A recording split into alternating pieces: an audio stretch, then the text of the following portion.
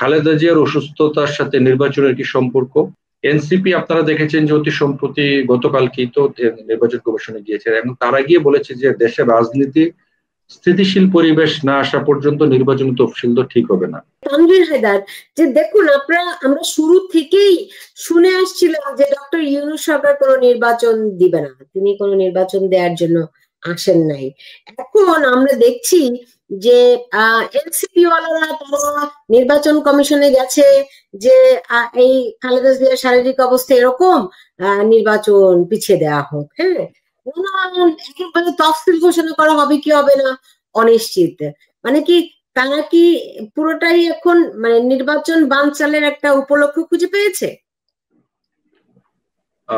সুলতান আপা, আপনার মনে আছে কিনা, আমি হয়তো আপনার সাথে প্রথম যেদিন টক শো করি বা তারপরও আমি যে কোনো টক শোতে আমি বলেছিলাম যে বাংলাদেশে ইউনূস যে কর্মটি সাধন করতে আসছে সে শুধু ওই কাজটি করবে, আর বাকি যা করবে সবই হচ্ছে তার মেটিকুলাস ডিজাইনের একটি নাট্যমঞ্চ, এবং এই নাট্যমঞ্চতে যারা যারা অভিনয় করা দরকার সে তাদেরকে দিয়ে অভিনয় করাবে।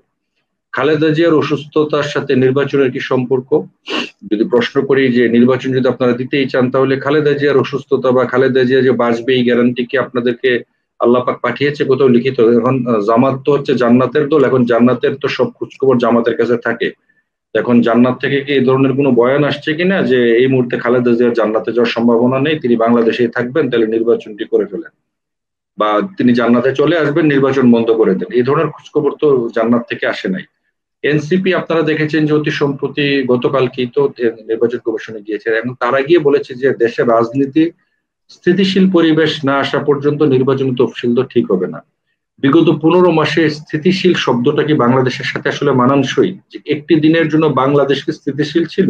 এখন এই স্থিতিশীল পরিবেশ কবে আসবে সেটা তো এখন বিগ কোশ্চেন। আপনারা আরো দেখেছেন যে বাংলাদেশ কংগ্রেস পার্টি নামে একজন কংগ্রেস পার্টির একজন মহাসচিব তিনি কি হাইকোর্টে রিট করে দিয়েছেন, এবং রিটে তিনি কি বলেছেন? রিটে তিনি সুস্পষ্টভাবে বলেছেন যে ডিসিরা যাতে রিটার্নিং অফিসার না হয়, এবং ডিসিদের পরিবর্তে, তাহলে তো এটা আগের মতোই নির্বাচন হবে, এখন ডিসিদের পরিবর্তে যাতে নির্বাচনী রিটার্নিং অফিসার অন্য কাউকে দেওয়া হয়। এখন এই যে, এবং ইতিমধ্যে ইউনূস সরকার কিন্তু আপনারা দেখেছেন লটারি দিয়ে ডিসি এসপি তারা নিয়োগ করেছে, বাংলা সারা দেশে 64 জেলায় ডিসি এবং এসপি লটারির মাধ্যমে নিয়োগ দিয়েছে। কারণ আমি আসলে মানে তাদের এই অবস্থা দেখে বলতে হয় যে তারা আসলে নিজের আর একটা লটারি দিয়ে দিয়ে দিলে পারে, মানে বিএনপি জামাত এনসিপি সকলের কাছ থেকে নাম নিয়ে লটারি দিয়ে ধরেন সবাই আসনে নাম দিবে, আসনে 5 জন যত রাজনৈতিক দল এখন আছে নির্বাচনের দরকার নেই, যে একবারে 1 নম্বর আসন থেকে 300 নম্বর আসনে লটারি হবে, যার নাম লটারি উঠে সে এমপি। তারপর ওঠার পরে যে দল নাম দিবে, ধরেন বিএনপি নাম দিল একজনের, জামাত নাম দিবে একজনের, এনসিপি নাম দিবে একজন, এরকম 5 জন যারা নির্বাচনে আসবে সবাই তাদের দলের শীর্ষ নেতার নাম দিবে, দেওয়ার পরে লটারিতে যার নাম আসবে সে প্রধানমন্ত্রী এবং ইউনূস রাষ্ট্রপতি। এইভাবে একটা লটারি করে দিলেই তো পারে জাতির সাথে, যেহেতু বাংলাদেশ এখন লটারির উপরে চলছে, তাই না? তো বাংলাদেশে যেহেতু এখন কোনো নিয়ম নীতি নাই, কোনো আইন মানে কোনো কিছুর নাই, অবৈধ অসাংবিধানিক এই সরকার, যাকে এপিলেট ডিভিশন বলে এই সরকারটি বৈধ, এই সরকারের আবার এক ধাপ এগিয়ে অ্যাটর্নি জেনারেল বলে এই সরকারের কর্মকাণ্ড আগামী সংসদ থেকে কোনো কিছুর নিতে হবে না, রেটিফাই করাতে হবে না, তারা যা করে সব বৈধ, তারা যা করে সব জায়েজ। মানে যার জন্ম ইলিগাল, যার কাজ কারবার ইলিগাল, তাকে আবার বৈধতা দিচ্ছে এই মক আদালত।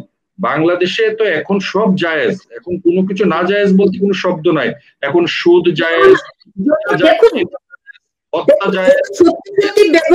প্রতি তাদের ন্যূনতম শ্রদ্ধা থাকে, তাহলে খুব দ্রুততম সময়ের মধ্যে নির্বাচনটি দেওয়া উচিত, তাতে বেগম জিয়া বেঁচে থাকুন আর না থাকুন। কারণ বেগম জিয়া তাকে নির্বাচন চেয়েছিলেন, যদি তার প্রতি শ্রদ্ধা থাকে তাহলে তো নির্বাচন দেওয়া উচিত। এই নির্বাচন নিয়ে তারা টালবানা কেন করছে? বেগম জিয়া নির্বাচন চেয়েছিলেন, এটা বেগম জিয়া চেয়েছিলেন, কিন্তু বাকিরা কি চেয়েছে?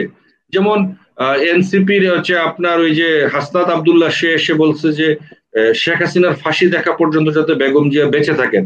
এখন শেখ হাসিনার ফাঁসি আদৌ হবে কিনা, এবং শেখ হাসিনাকে ফাঁসি বেগম জিয়া দেখে যেতে পারবেন কিনা, না আমি আজকে বলতে চাই যে হাসনাত আব্দুল্লাহর এই কথার পরিপ্রেক্ষিতে কি আল্লাহ পাক আরেকটু রাজি খুশি বেগম জিয়াকে একটু ডেকে নিয়ে গেলেন তার কাছে, যে তোমার ফাঁসি দেখার দরকার নেই, তুমি নিজে স্বয়ং চলে এসো আমাদের কাছে।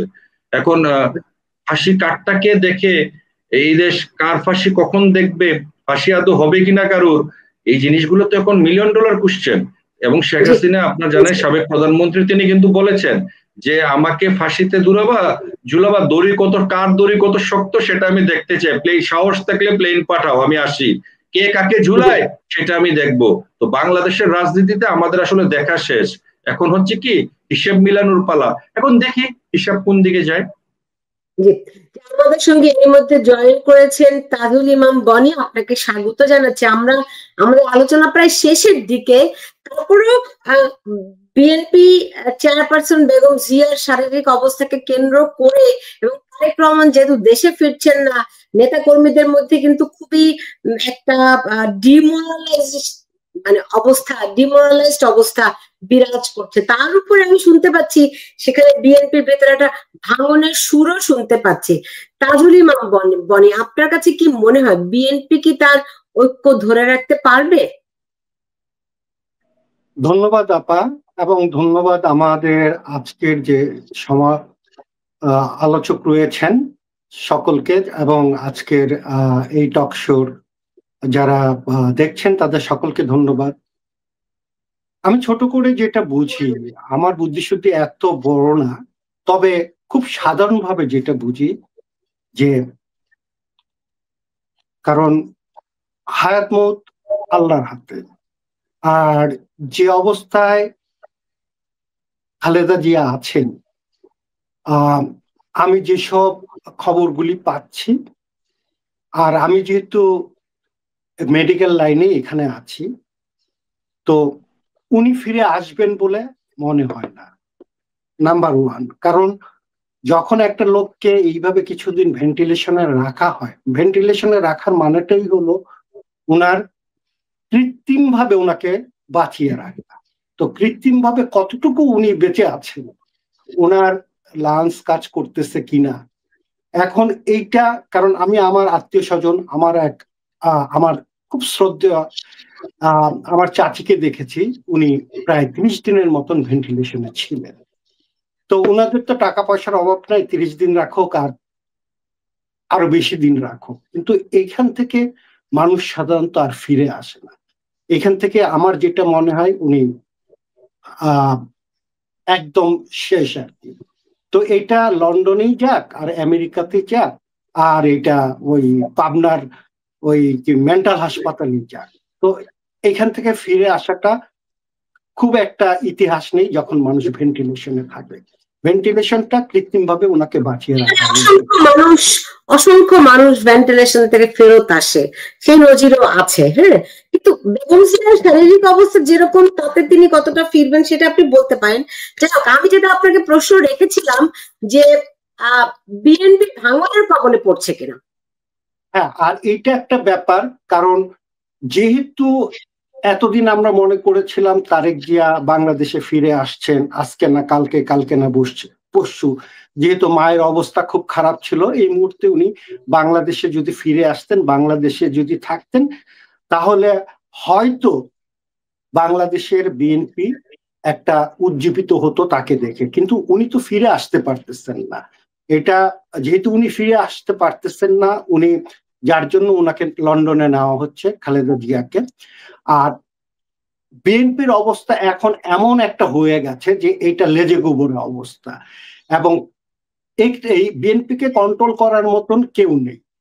তবে এখন সুবিধাবাদী বিএনপি যারা আছে তারা চাইছে যে তারেক জিয়া যেন না আসে, আর মাইনাসের দিকে তো অলরেডি আপনার খালেদা জিয়া।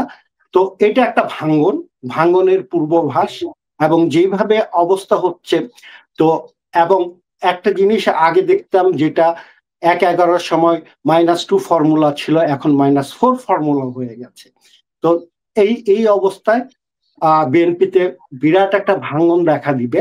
কেন ভাঙ্গন দেখা দিবে? আরেকটা জিনিস দেখেন যে এনসিপির যে নেতৃস্থানীয় যারা ছিল তাদেরকে ঢাকা থেকে নমিনেশন দেওয়ার কথা ছিল, আজকে দেখলাম যে 4টা সিটে বিএনপির লোকজনকে নমিনেশন দেওয়া হয়েছে। তাহলে এই এনসিপি যাবে কোথায়? এখন এদের মধ্যে কামড়াকামড়ি মারামারি হবে এবং বিএনপি অবশ্যই অবশ্যই দ্বিধাবিভক্ত হয়ে যাবে, কারণ যারা চাইছে যে নির্বাচন করবে বিএনপির থেকে, যেহেতু এখন এনসিপি সরে গেছে, ওদেরকে আর স্থান দিতে পারবে না, এখানে একটা বিরাট সম্ভাবনা আছে।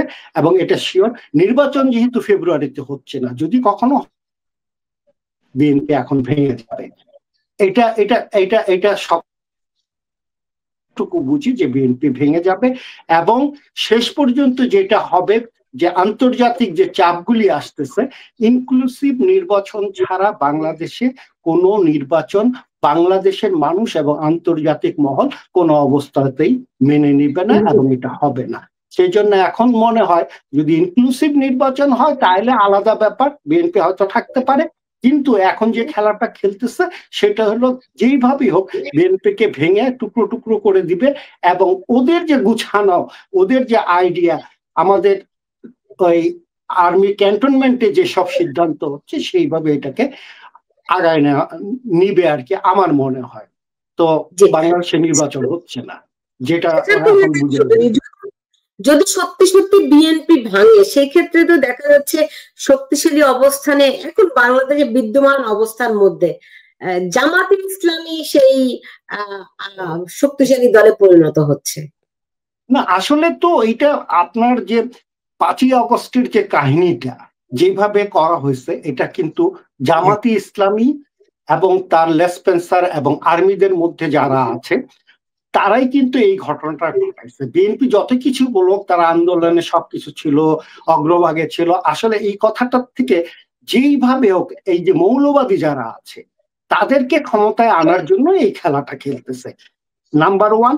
আর ইউনূস সাহেব চাচ্ছে যে যতদিন উনি ক্ষমতাটা ধরে রাখতে পারেন। আমি আশা করি আপনারা আমার সাথে হয়তো দ্বিমত হবেন না, এবং আপনারা বলতে পারেন, আপনারা দেখছেন মনে হয় গতকালকে একটা জিনিস আমি দেখলাম, ওই যে আব্দুল হক সাহেব যে কর্নেল, রিটায়ার্ড কর্নেল, উনি একটা কথা বলেছেন যে 7 সিস্টারকে 7টা ভাগ করে তাদের লোকজন নাকি কারা কারা নাকি রেডি। কিন্তু এই যে অপদার্থটা রাওয়া ক্লাবের যে প্রেসিডেন্ট, সে যে বলল, ওরা কি একবারও বুঝে না যে ইন্ডিয়ার যে লোকজন, জনসাধারণ 7 সিস্টারে যারা বসবাস করে তারা কি স্বাধীনতা চাচ্ছে? আর বাংলাদেশের পক্ষে কি সম্ভব? বাংলাদেশের আপনার আর্মির যে ব্যয়, এটা $3.3 বিলিয়ন পার ইয়ার, আর এইটা, আর বাংলাদেশে কোনো F-65 নাই। এইভাবে তো বাংলাদেশ কোনো অবস্থাতে এগুলো করতে পারে না। এগুলো মানুষকে উস্কায় দিয়ে কিভাবে ক্ষমতাটা বেশি দিন এরা ভোগ করতে পারে। এবং জামাত যখন দেখবে যে হ্যাঁ এরাই আসবে, হ্যাঁ মেটিকুলাসলি ডিজাইন করে হয়তো এরাই আসবে, সেদিন হয়তো নির্বাচনের কথা ভাববে। এর আগে কোনো দিন নির্বাচন হবে না। কিন্তু তার আগে আন্তর্জাতিক চাপ প্লাস বাংলাদেশের মানুষ যেভাবে ক্ষিপ্ত হয়ে উঠেছে, একটা সব দলকে নিয়ে, আওয়ামী লীগ, জাতীয় পার্টি, যদি নির্বাচন হয় তাহলে হয়তো সম্ভব, আদারওয়াইজ একেবারে রসাতলে গেছে। আমরা যেখান থেকে বলি বাংলাদেশে হয়তো একটা সশস্ত্র আন্দোলন হবে, তারপরে দেখা যাবে কি হয়।